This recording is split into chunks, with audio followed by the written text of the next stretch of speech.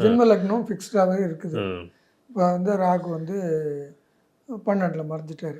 பிறக்கும்போதே தாத்தா இல்லைன்னு சொல்ல முடியாதுல்ல. ம். தாத்தா இருந்தார், நல்லா இருந்தாருன்னு வச்சுக்குவோம். இருந்தார்.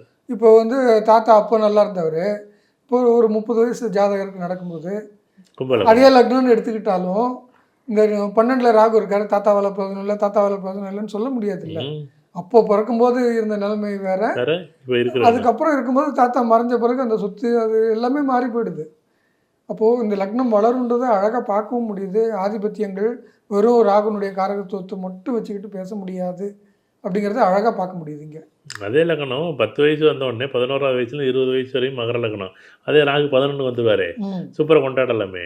நல்லா தானே இருந்தது. நல்லா தானே இருந்துச்சு. ம். அப்போ வந்து தாத்தா வந்து தூக்கி கொஞ்சுவார், கொண்டாடுவார். உங்களுக்கு தேவையான பொருளை அவர் தான் வாங்கி கொடுத்துருப்பாரு. அதுதான் ஆச்சரியம்.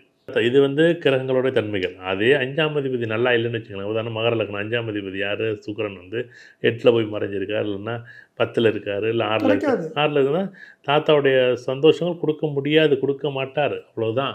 இதுக்கு போயிட்டு நீ எந்த பரிகாரம் பண்ணு, அது பரிகாரம் பண்ணு, இந்த பரிகாரம் பண்ணு, பண்ணுற பரிகாரம் நீ பண்ணு. ஆனால் நடக்காதுல்ல.